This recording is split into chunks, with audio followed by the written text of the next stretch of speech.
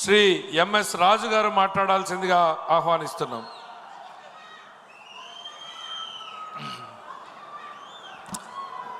సభకు నమస్కారం.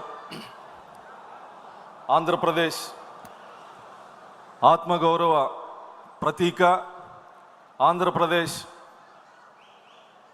స్ఫూర్తి ప్రదాత, ఆంధ్రప్రదేశ్ అభివృద్ధి ప్రదాత గౌరవ ముఖ్యమంత్రి నా ఆరాధ్య దైవం నారా చంద్రబాబు నాయుడు గారికి, యువత స్ఫూర్తి ప్రదాత, నిరంతర పోరాట యోధుడు జాతీయ ప్రధాన కార్యదర్శి నారా లోకేష్ గారికి, వేదిక మీద ఉన్నటువంటి తెలుగుదేశం పార్టీ అతిరథ మహారథులందరికీ, అదేవిధంగా వేదిక ముందున్నటువంటి తెలుగుదేశం పార్టీ కార్యకర్తలు నాయకులందరికీ నమస్కారాలు తెలియజేస్తూ, రాష్ట్రం విధ్వంసం పునర్నిర్మాణం అనే తీర్మానాన్ని బలపరిచే అవకాశం ఇచ్చినటువంటి నాయకులకి మరొక్కసారి కృతజ్ఞతలు తెలియజేస్తూ, రాష్ట్ర విభజన తర్వాత 2014లో రాష్ట్ర ముఖ్యమంత్రిగా బాధ్యతలు తీసుకున్నటువంటి నా గౌరవ ముఖ్యమంత్రి నారా చంద్రబాబు నాయుడు గారు రాజధాని లేనటువంటి రాష్ట్రం, లోటు బడ్జెట్తో బాధ్యతలు స్వీకరించి, లోటు బడ్జెట్ ఉన్నప్పటికీ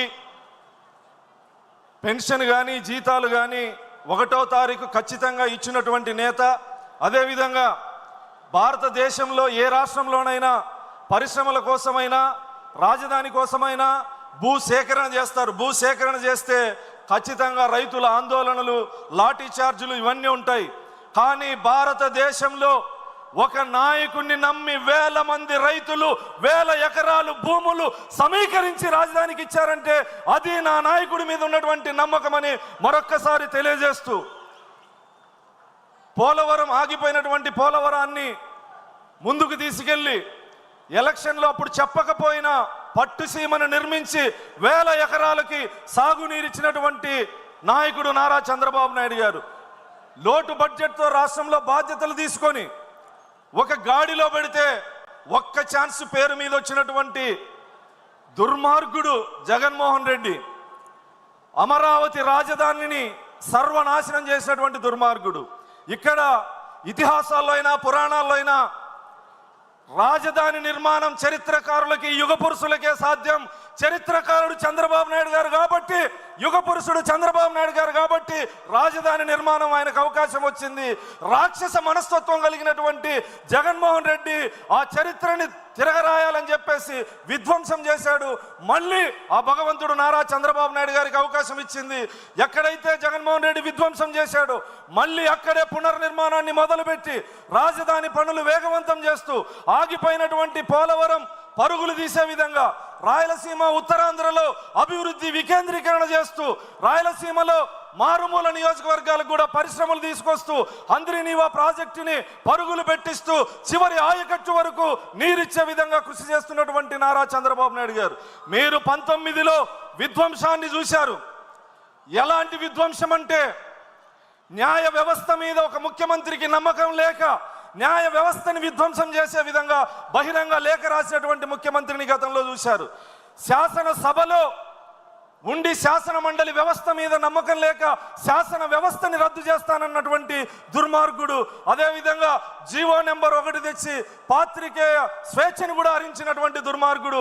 అంటే ఏ వ్యవస్థని వదిలిపెట్టకుండా అన్ని వ్యవస్థల్ని నిర్మూలంగా శాశ్వతంగా నాశనం చేసినటువంటి దుర్మార్గుడు. మళ్ళీ చంద్రబాబు నాయుడు గారు మీ అందరి కార్యకర్తల త్యాగాల ఫలితంగా, కష్టాల ఫలితంగా మళ్ళీ తెలుగుదేశం జెండా రెపరెపలాడి ప్రభుత్వం లేకొచ్చిన తర్వాత ఎక్కడైతే విధ్వంసం జరిగిందో, ఎక్కడైతే జగన్మోహన్ రెడ్డి విధ్వంసం చేశాడో అక్కడి నుంచి మళ్ళీ పరిపాలన మొదలుపెట్టి ఈరోజు ఉత్తరాంధ్రలో పరిశ్రమలు, రాజధాని నిర్మాణం, రాయలసీమలో కియా లాంటి పరిశ్రమలు గతంలోనే తెచ్చారు.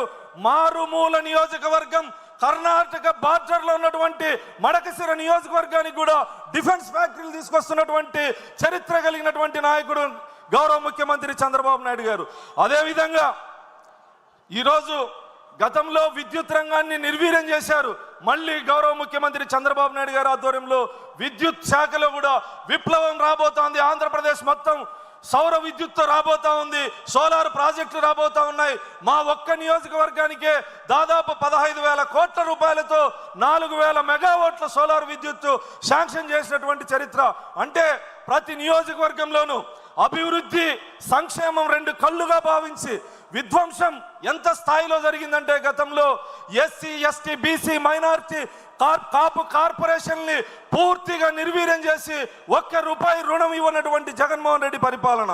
మళ్ళీ గౌరవ ముఖ్యమంత్రిగా చంద్రబాబు నాయుడు గారు బాధ్యతలు తీసుకున్న తర్వాత మళ్ళీ అన్ని కార్పొరేషన్లకు జీవం పోసి ప్రతి కార్పొరేషన్ ద్వారా ఆయా కులాల అభివృద్ధికి కృషి చేస్తున్నటువంటి వ్యక్తి గౌరవ ముఖ్యమంత్రి చంద్రబాబు నాయుడు గారు. గతంలో పోలీస్ వ్యవస్థని జోబు సంస్థగా వాడుకొని ప్రైవేట్ సైన్యంలో వాడుకొని చేయనటువంటి దుర్మార్గాలు లేవు. తెలుగు ప్రజలు ఆరాధించే చంద్రబాబు నాయుడు గారిని కూడా జైల్లో పెట్టినటువంటి దుర్మార్గుడు, వేదిక మీద ఉన్నటువంటి అనేక మంది నాయకుల మీద, వేదిక కింద ఉన్నటువంటి కార్యకర్తల మీద అక్రమ కేసులు పెట్టి వేధించినటువంటి దుర్మార్గుడు జగన్మోహన్ రెడ్డి అని సందర్భంగా తెలియజేస్తూ, మళ్ళీ ఈ రాష్ట్రంలో ప్రజాస్వామ్య పరిపాలన జరుగుతూ ఉంది. గౌరవ ముఖ్యమంత్రి చంద్రబాబు నాయుడు గారి ఆధ్వర్యంలో పరిశ్రమలు, సాగునీటి ప్రాజెక్టులు, తాగునీటి ప్రాజెక్టులు అన్ని మళ్ళీ ఆంధ్రప్రదేశ్లో జీవం పోసుకోబోతా ఉన్నాయి. ఖచ్చితంగా శత్రువులు సైతం గౌరవ ముఖ్యమంత్రి గారి గురించి మాట్లాడాల్సి వస్తే క్రీస్తు పూర్వం క్రీస్తు శకం లాగా అభివృద్ధిని తెలుగు రాష్ట్రాల్లో మాట్లాడుకోవాల్సి వస్తే చంద్రబాబు నాయుడు గారికి ముందు, చంద్రబాబు నాయుడు గారి తర్వాత ఖచ్చితంగా భావితరాలు కూడా మాట్లాడే విధంగా తెలుగు రాష్ట్రాలని అభివృద్ధి చేస్తున్నటువంటి గౌరవ ముఖ్యమంత్రి గారికి ఈ సందర్భంగా కృతజ్ఞతలు తెలియజేస్తూ, ఈ తీర్మానాన్ని బలపరిచే అవకాశం ఇచ్చినందుకు కృతజ్ఞతలు తెలియజేస్తూ, చివరిగా తెలుగుదేశం పార్టీలో కష్టపడి పనిచేసే కార్యకర్తలు ఏ స్థాయికైనా రావచ్చనడానికి నేను ఒక ఉదాహరణ. నిరుపేద దళిత కుటుంబంలో పుట్టి తెలుగుదేశం పార్టీని, గౌరవ ముఖ్యమంత్రి చంద్రబాబు నాయుడు గారిని నమ్మి పనిచేస్తే ఎటువంటి బ్యాక్గ్రౌండ్ లేనటువంటి, గాడ్ ఫాదర్ లేనటువంటి ఒక సామాన్య కార్యకర్తని ఈరోజు శాసనసభ్యుడు చేసినటువంటి సందర్భం మీ అందరికీ తెలుసు. కష్టపడి పనిచేస్తే గాడ్ ఫాదర్లు మనకు అవసరం లేదు. మన God Chandrababu, God father Nara Lokesh గారు, మధ్యలో అంబికా దర్బార్ బత్తులు అవసరం లేదు. దానికి నేను ఒక ఉదాహరణ చెప్పి సందర్భంగా తెలియజేస్తూ, చివరిగా నేను ఒక నిరుపేద దళిత కుటుంబంలో పుట్టా, వివక్షత అణిచివేతను అనుభవించా. మా గ్రామంలో ఎలిమెంటరీ స్కూల్ పడిపోతే గుడిలో స్కూల్ పెడితే గుడి లోపల బీసీ ఓసీ పిల్లలు, గుడి బయట మేము వర్షంలో ఎండలో అంత వివక్షత అనుభవించిన నేను ఈరోజు గౌరవ ముఖ్యమంత్రి చంద్రబాబు నాయుడు గారి ఆధ్వర్యంలో ప్రపంచ ప్రఖ్యాతిగాంచిన తిరుమల తిరుపతి ఆలయంలో పాలక మండలి సభ్యుని చేసినందుకు నేను చిన్నప్పటి నుంచి అనుభవించిన వివక్షత ఈరోజు ఆత్మగౌరవంతో ఉన్నానని గౌరవ ముఖ్యమంత్రి గారికి సందర్భంగా తెలియజేస్తూ, నిన్న మొన్న కడప జిల్లాలో కొంతమంది ప్రెస్ మీట్లు పెట్టి మాట్లాడుతాండ్రు. తెలుగుదేశం జెండాలు ఎక్కడెక్కడో కట్టారు, మేము అధికారం లేకొస్తే తెలుగుదేశం పార్టీ నాయకుల ఇళ్ల మీద కడతామని చెప్పి ఈ సందర్భంగా నేను హెచ్చరిస్తా ఉన్నా. ఎంతో మంది మహామహులు తెలుగుదేశం పార్టీ జెండాలో దారం కూడా పీకలేకపోయారు. తెలుగుదేశం పార్టీకి కార్యకర్తలు అండ ఉన్నంత వరకు, నారా చంద్రబాబు నాయుడు గారి నాయకత్వం, నారా లోకేష్ గారి నాయకత్వం ఉన్నంత వరకు మీ ఉడత ఊపులకు ఎవ్వరు భయపడరని సందర్భంగా తెలియజేస్తూ, గౌరవ ముఖ్యమంత్రి వర్యులకి, జాతీయ అధ్యక్షుల వర్యులకి ఒక చిన్న విజ్ఞప్తి. ఎంతో మంది కార్యకర్తలు కోరుకుంటా ఉన్నారు, నాయకులు కోరుకుంటా ఉన్నారు, భవిష్యత్తులో 2029లో జరిగే ఎన్నికల్లో నారా లోకేష్ గారి సారథ్యంలో ఎన్నికలకు పోవాల్సినటువంటి అవసరం ఉంది. కాబట్టి ఏం కోరుకుంటా ఉన్నారు అనేది మీడియాలో కూడా జాతీయ అధ్యక్షుల వారు కూడా చూసింటారు. కాబట్టి సవినయంగా విజ్ఞప్తి చేస్తా ఉన్నాను సార్. జై హింద్, జై భీమ్, జై తెలుగుదేశం. చంద్రబాబు నాయుడు గారి నాయకత్వం, చంద్రబాబు నాయుడు గారి నాయకత్వం, నారా లోకేష్ గారి నాయకత్వం.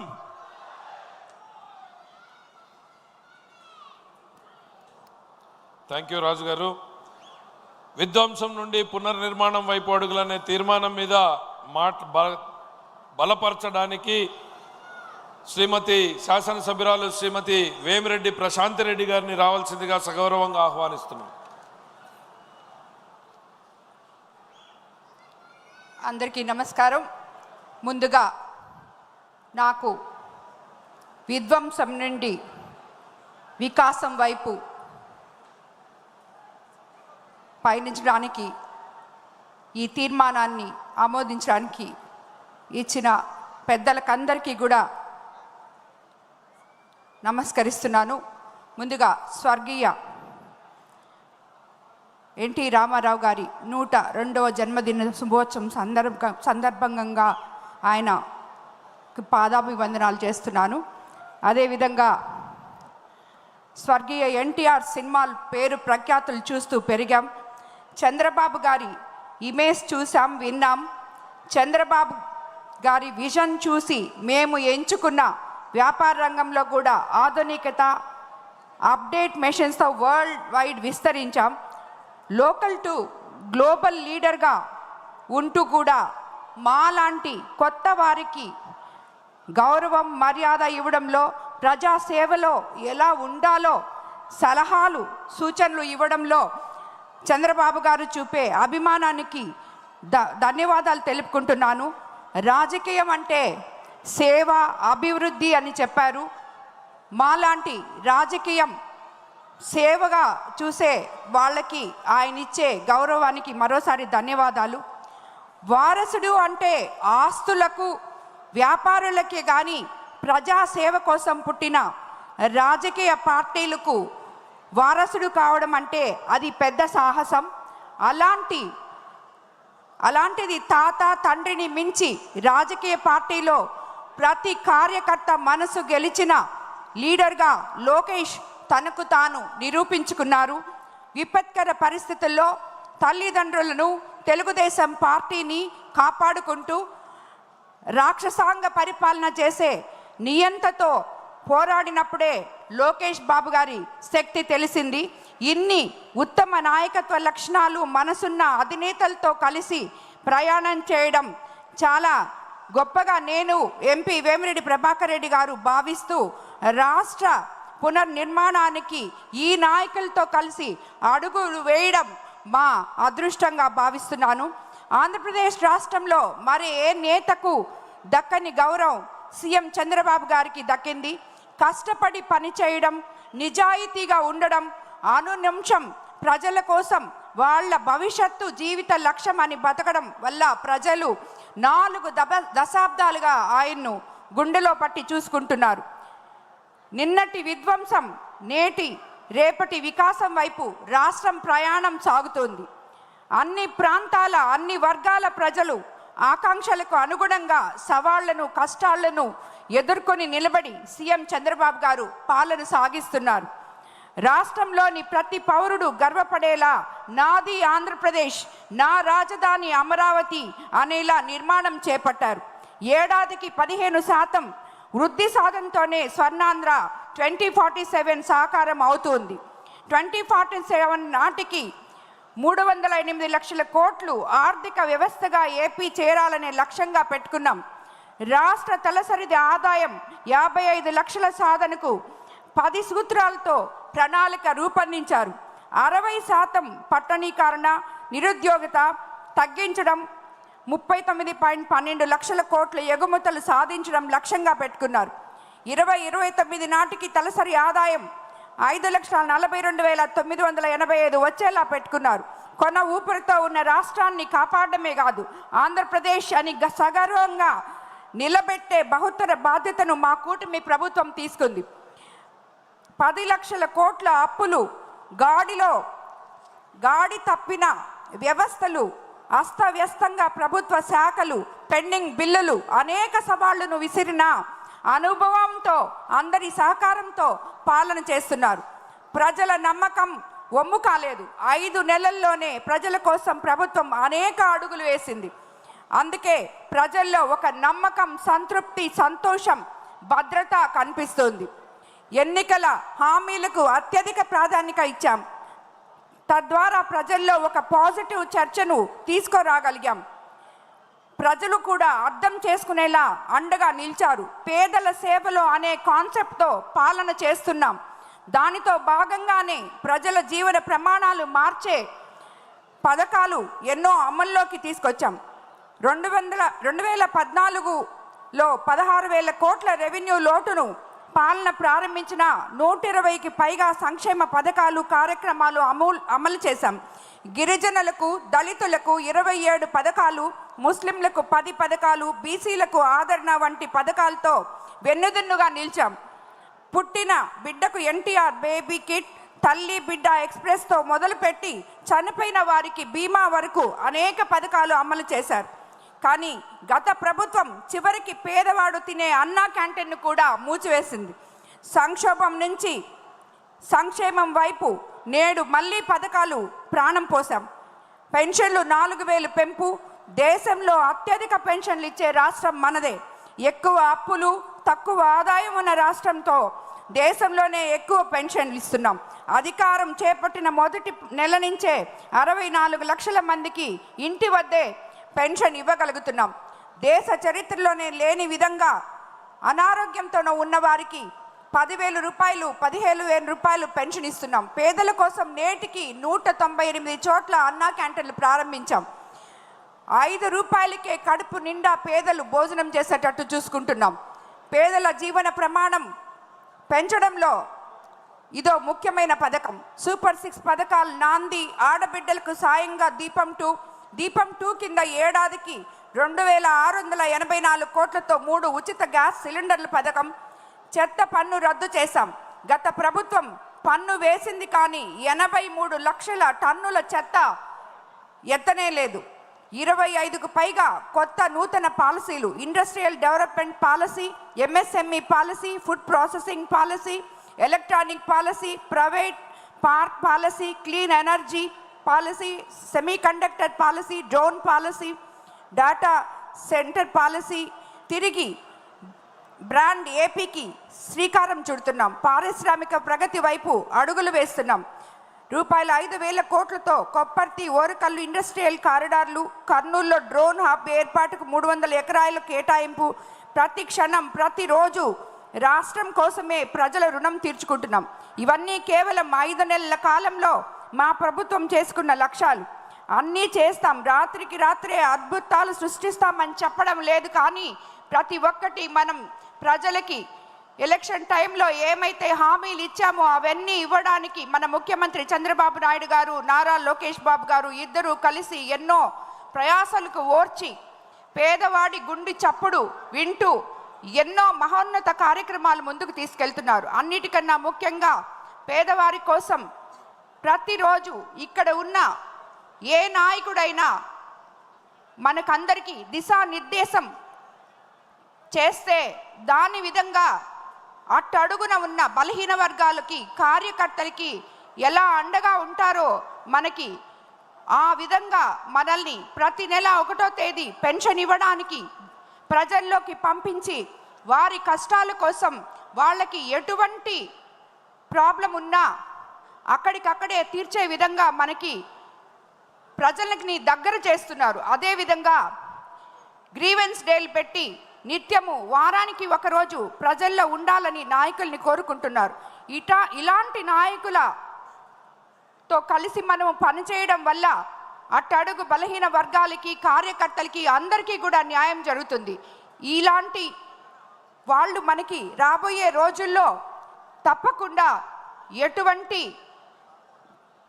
క్లిష్ట పరిస్థితుల్లో మన రాష్ట్రం ఉన్నా కూడా మనం అభివృద్ధి ప్రదం వైపు ఎల్లగనమలి ఇలాంటి నాయకుల ద్వారా మనం అందరము దీని మూలంగా తెలియజేసుకుంటాను. మరోసారి నాకు ఈ ప్రతిభాన్ని బలపరిచినందుకు ఇచ్చిన అవకాశాన్ని ఇచ్చిన అందరికీ కూడా ధన్యవాదాలు తెలుపుకుంటూ నమస్కారం.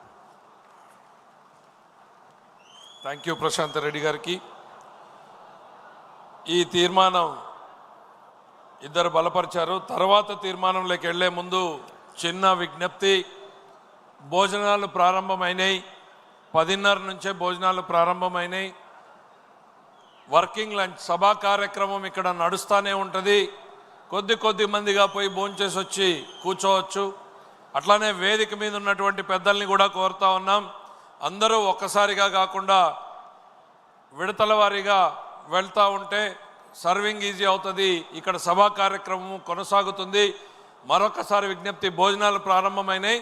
సభా కార్యక్రమం కొనసాగుతూ ఉండగానే మరోవైపు భోజనాలు కొనసాగుతూ ఉంటాయి కాబట్టి మీరు ఎప్పుడు కుదిరితే ఎప్పుడు వీలైతే అప్పుడు మీరు భోజనాలకు వెళ్ళి రావచ్చు అనేటువంటిది విజ్ఞప్తి చేస్తూ, తర్వాత తీర్మానం రాష్ట్రాభివృద్ధికి కేంద్రం సహకారం అనే ఈ తీర్మానం మీని ప్రవేశపెట్టడానికి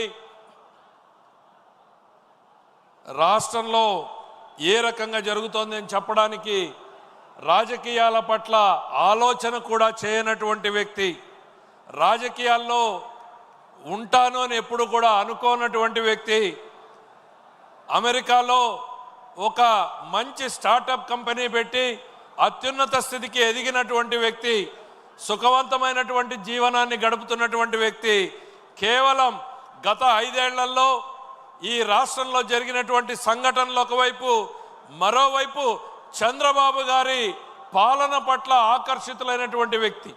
ఆయన నాయకత్వం ఈ రాష్ట్రానికి ఎంత అవసరమో అనేటువంటిది తెలుసుకున్నటువంటి వ్యక్తిగా ఆయన ఈ రాష్ట్ర రాజకీయాల్లోకి రావాలి అని వచ్చినటువంటి వ్యక్తి. ఆయనే మన కేంద్ర శాఖ మంత్రులు శ్రీ పెమ్మసాని చంద్రశేఖర్ గారు. వారిని రావాల్సిందిగా, ఈ తీర్మానాన్ని ప్రవేశపెట్టవలసిందిగా సగౌరవంగా ఆహ్వానిస్తున్నాం.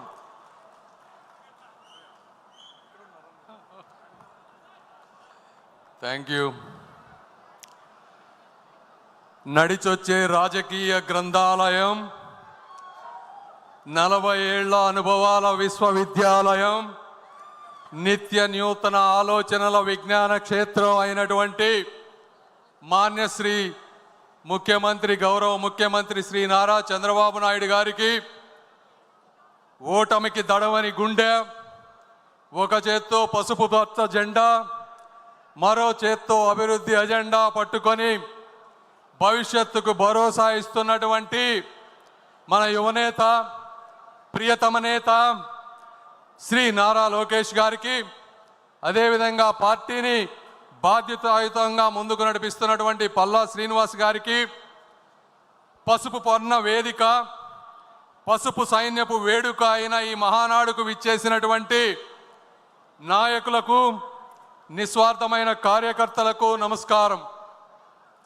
ఈరోజు కడప గడపలో లక్షలాది మంది తెలుగు సైన్యం ఒక చోట కలుసుకుంటున్నారు అంటే, అదేవిధంగా మాలాంటి వాళ్ళు ఎక్కడో ఉన్నా ఈరోజు రాష్ట్రానికి తిరిగి వచ్చి ప్రజాసేవ చేయాలి అని ముందుకు వస్తున్నామంటే దానికి మొట్టమొదటి కారణం మరణం లేని మహానాయకులు, అకుంఠిత దీక్షా దక్షులైనటువంటి అన్న నందమూరి తారక రామారావు గారు. మరి ఒకసారి 2019 తర్వాత చూస్తే 24 వరకు జరిగిన అరాచకం మీ అందరికీ తెలుసు. ఎలక్షన్ల ముందు వచ్చినప్పుడు, ఎలక్షన్లు 3-4 నెలల ముందు ఉన్నప్పుడు నాకు కూడా ఎంతోమంది, 100ల మంది కార్యకర్తలు, నాయకులు మెసేజ్లు పెట్టేవాళ్ళు, ఫోన్లు చేసేవాళ్ళు. సార్, మనం బీజేపీతో పొత్తులో లేకపోతే అద్భుతంగా గెలుస్తాం, మీరు దయచేసి చంద్రబాబు నాయుడు గారికి చెప్పండి పొత్తు వద్దు అని. అయితే ఆ రోజు నారా చంద్రబాబు నాయుడు గారి దగ్గరికి వెళ్ళి నేను ఒకటే చెప్పాను, సార్, తలలు పగిలినా, రక్తం చిందినా వెనకడుగు వేయని ధైర్యవంతులైనటువంటి కార్యకర్తలు, మాలాంటి నాయకులు మీ అందరికీ వెనుకగా ఉంటాం. మీకున్నటువంటి అపారమైనటువంటి అనుభవంతో మీకు నచ్చిన నిర్ణయం తీసుకోండి అని చెప్పి ఆ రోజు నేను కూడా చెప్పడం అయింది.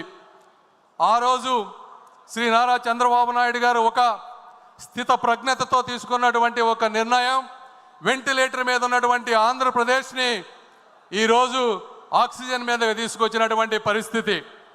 మరి ఈరోజు చూస్తే గత 5 సంవత్సరాల్లో జగన్మోహన్ రెడ్డి గారికి పూర్తి అధికారం ఉంది, కావాల్సినంత మంది ఎంపీలు ఉన్నారు, కావాల్సినంతటువంటి అవినీతి సొమ్ము ఉంది, ఆయనకు కూడా కొద్ది గొప్ప ధైర్యం ఉంది, అయినా కూడా ఏమీ చేయలేకపోయారు.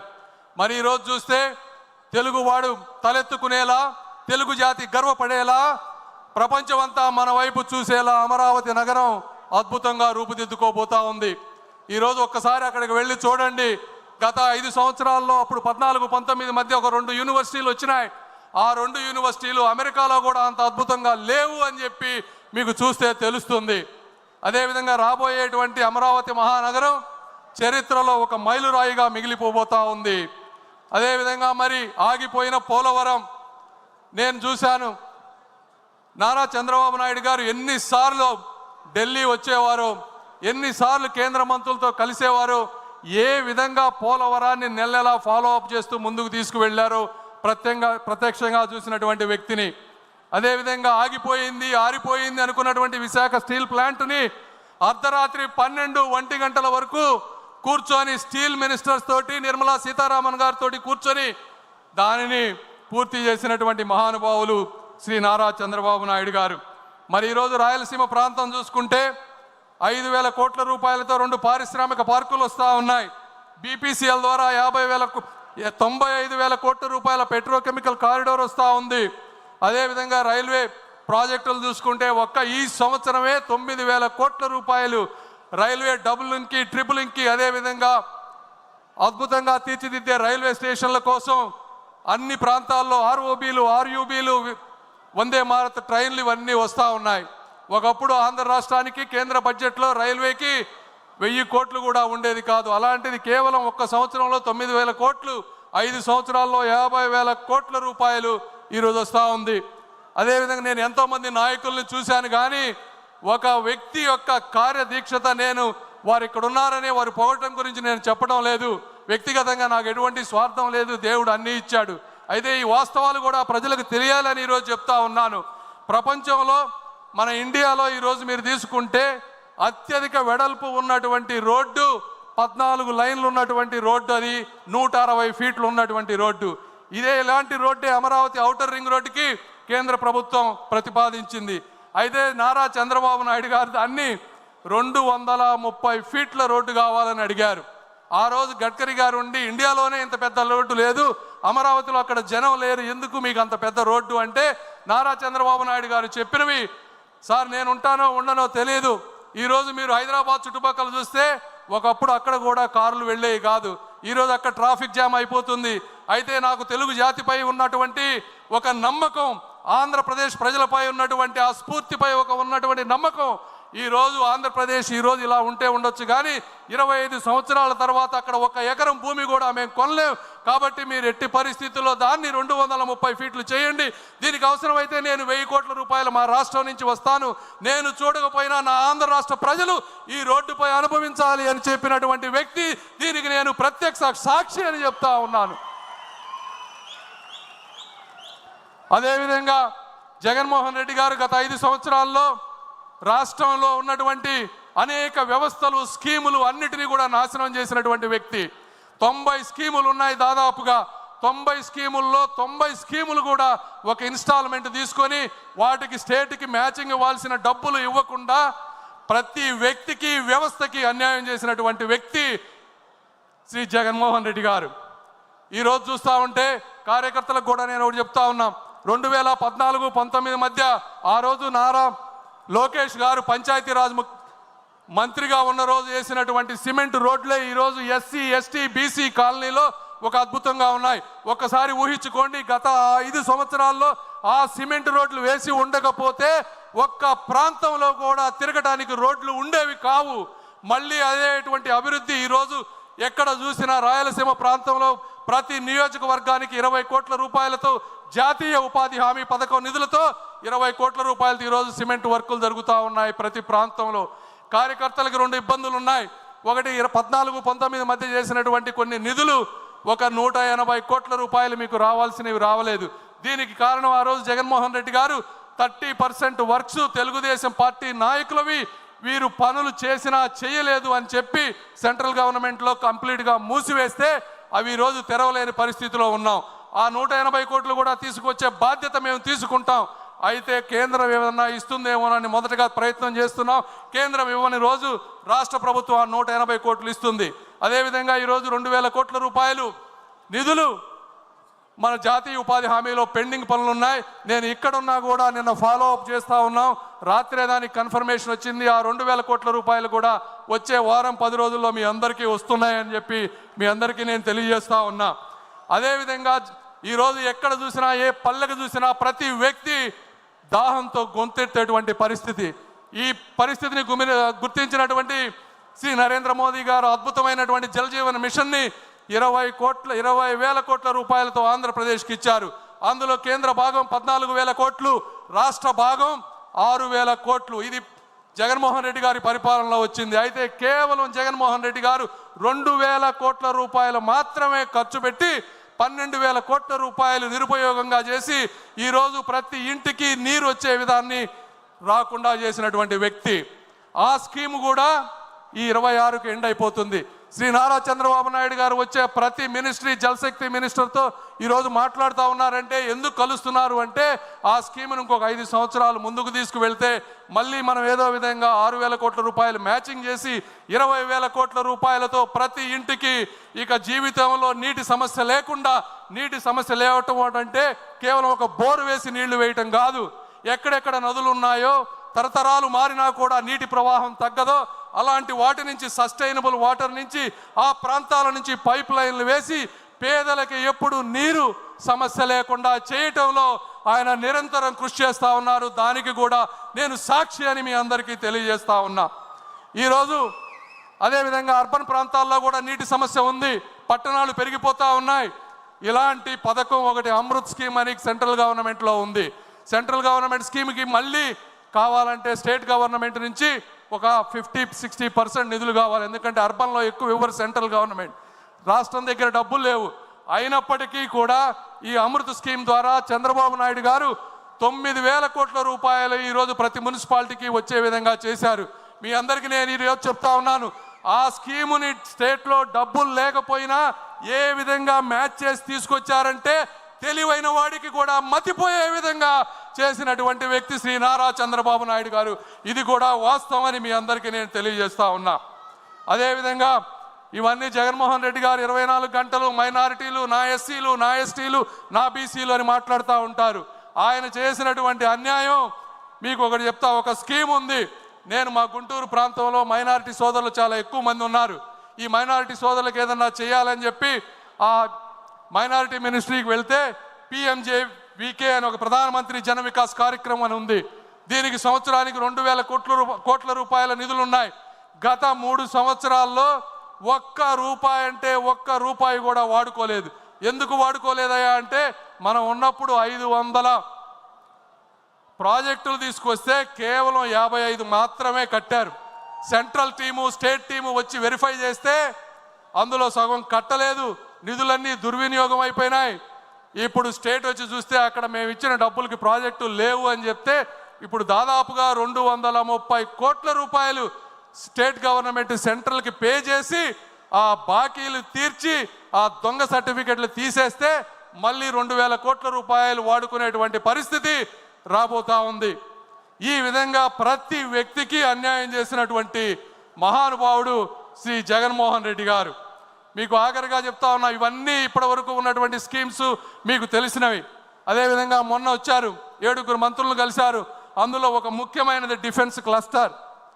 డిఫెన్స్ క్లస్టర్కి ఆయన మరి ఫ్లైట్లో రాసుకున్నారో ఎక్కడ రాసుకున్నారో తెలియదు కానీ రాయలసీమ ప్రాంతాన్ని 5 భాగాలుగా విభజించారు. ఒక చోట మిసైల్స్ తయారు చేయాలని, ఒక చోట కమర్షియల్ అదేవిధంగా మిలిటరీ ఎయిర్క్రాఫ్ట్స్ తయారు చేయాలని, ఒక ప్రాంతాన్ని ఈ మందుగుండ్లన్నీ కూడా స్టోరేజ్ చేసుకునే విధంగా చేయాలని, ఒక ప్రాంతాన్ని డ్రోన్ సిటీగా చేయాలని, ఈ విధంగా ఉన్నటువంటి విశాలమైనటువంటి ప్రాంతాన్ని మా దగ్గర 1000 ఎకరాలు ఉన్నాయి, మీరు రండి మీరు అని చెప్పి రాజ్నాథ్ సింగ్ గారి దగ్గర కూర్చొని రాయలసీమ ప్రాంతాన్ని కూడా నిరక్షరాస్యత లేకుండా చేయాలని ఒక కంకణం పట్టుకున్నారు. అది తెలిసిన వ్యక్తి ఈరోజు కర్ణాటకలో వాళ్ళందరూ భయపడేటువంటి పరిస్థితికి వచ్చారు. ఎందుకంటే మీ అందరికీ సార్ మీరు కూడా ఏమనుకోవద్దు, నేను ఈ వాస్తవం ప్రజలకు తెలియాలని చెప్తా ఉన్నాను. ఢిల్లీలో నేను ఒకసారి ఆఫీస్లో ఒక సెక్రటరీలను అడిగా, మా సార్ గురించి మీరు ఏమనుకుంటారు మా చంద్రబాబు నాయుడు గారి గురించి అని అడిగితే వాళ్ళు ఒకటే చెప్పారు, ఒక ప్రాంతంలో వరదలు ఉన్నాయని, కరువు ఉన్నాయని రెండిటికి డబ్బులు తీసుకెళ్ళినటువంటి సమర్థమైనటువంటి వ్యక్తి శ్రీ నారా చంద్రబాబు నాయుడు గారు అని చెప్పారు. అంటే అది బాబు గారికి ఉన్నటువంటి కార్యదక్షత. ఈరోజు పక్క రాష్ట్రం వాళ్ళు భయపడతా ఉన్నారు, చంద్రబాబు నాయుడు గారు ఇక్కడ ఉంటే ఎక్కడ ఇవన్నీ తీసుకువెళ్తారో అని. ఏదేమైనప్పటికీ నేను కూడా మీరు కూడా ఇక్కడ రాయలసీమ ప్రాంత వాసులు చాలామంది ఉన్నారు. కడప ప్రాంతంలో మొదటిసారిగా మహానాడు జరుగుతుంది. ఈ రాయలసీమ రతనాల సీమ, రాగాల సీమ, అనురాగాల సీమ. ఈ ప్రాంతంలో ఉన్నటువంటి నిరుద్యోగులందరికీ కూడా ఉద్యోగాలు కల్పించేటువంటి శక్తి ఉన్నటువంటి యువనేత శ్రీ నారా లోకేష్ గారు. అదేవిధంగా మీరందరూ కూడా చాలా కోపంతో ఉండుండొచ్చు. ఒక్కడే గుర్తుపెట్టుకోండి, కలం పట్టుకున్నవాడు కత్తి పట్టుకున్నవాడు కత్తితోనే చచ్చిపోతాడు, కలం పట్టుకున్నవాడు కలల్ని జయిస్తాడు అని నమ్మేటువంటి సిద్ధాంతం ఉన్నటువంటి వ్యక్తులు శ్రీ నారా చంద్రబాబు నాయుడు గారు, లోకేష్ గారు. ఈ రోజున మరి ఈరోజు మీరు ఎంపీలు చూస్తూ ఉంటే గత 5 సంవత్సరాల్లో మీరు చూసిన ఎంపీలు ఎవరు?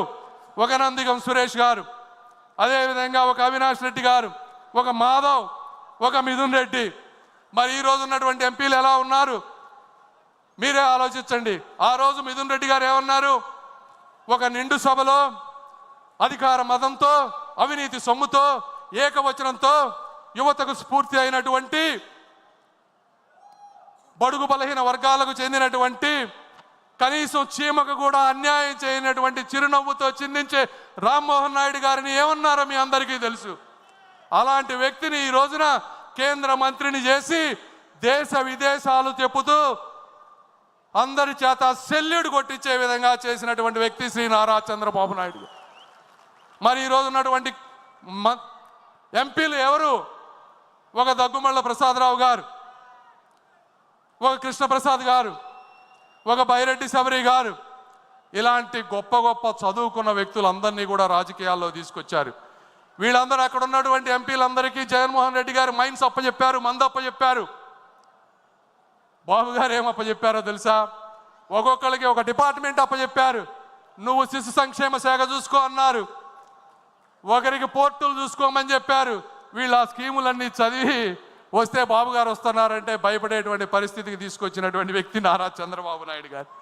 అదేవిధంగా మీరు ఈరోజు చూస్తే ఎంపీలు అందరూ, మిథున్ రెడ్డి గారు కోర్టుల చుట్టూ తిరుగుతూ ఉన్నారు అడ్వాన్స్డ్ బెయిల్ గురించి.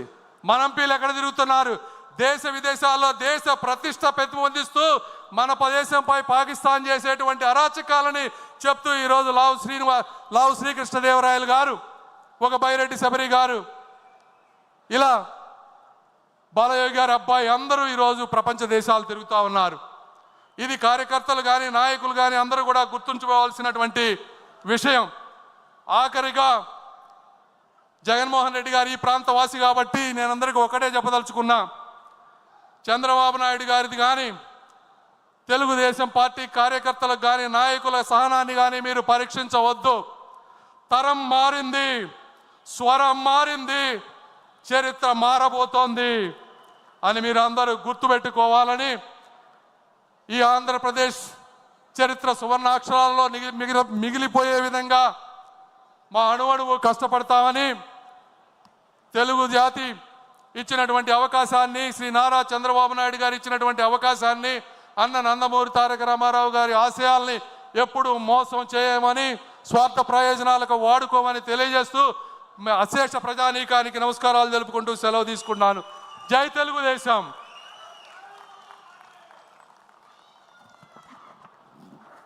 థ్యాంక్ యూ చంద్రశేఖర్ గారు, స్ఫూర్తివంతమైన సందేశాన్ని ఇచ్చినందుకు.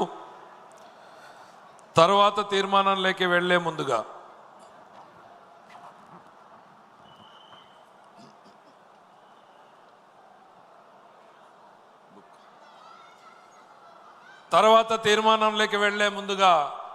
యువగళం పాదయాత్ర గురించి 2 మాటలు. నడవలేడన్నారు, నడక మొదలు పెడితే నడవనివ్వమన్నారు. సభలు పెడతామంటే వేదిక లేకుండా చేశారు. రోడ్డు మీద మీటింగ్ పెడతామంటే రోడ్డు మీదనే అవకాశం లేకుండా చేశారు. చిన్న స్టూల్ ఎక్కి మాట్లాడితే స్టూల్ లాగేశారు. మైకులు లేకుండా చేశారు. కానీ ఆ స్వరం ఆగలేదు. ఇందాక పెమ్మసాని గారు చెప్పినట్టు తరం మారింది, స్వరం మారింది. ఆ స్వరం ఈ రాష్ట్రాన్ని 3132 కిలోమీటర్ల పాటు ఆ పాదయాత్ర కొనసాగింది. 226 రోజుల పాటు పాత 11 జిల్లాలను స్పృశిస్తూ 97 శాసనసభ నియోజకవర్గాలను పలకరిస్తూ 322 గ్రామాల మధ్యలో 2094 గ్రామాల మధ్యలో 1,50,00,000 మంది గుండె తలుపుల్ని తడుతూ బడుగులు, బలహీనులు, పేదలు, యువకులు, మహిళలు, రైతులు వాళ్ళ కష్టాలను, కన్నీళ్లను తెలుసుకుంటూ నేనున్నాను. ఈ తెలుగుదేశం పార్టీ మీకు అండగా ఉంది. చంద్రబాబు గారి నాయకత్వంలో మీ కష్టాలను తీర్చడానికి మేము పని చేస్తాం. నేను మీ సైనికుడిగా పని చేస్తాను అంటూ ఈ రాష్ట్రానికి ఒక నమ్మకాన్ని కల్పించి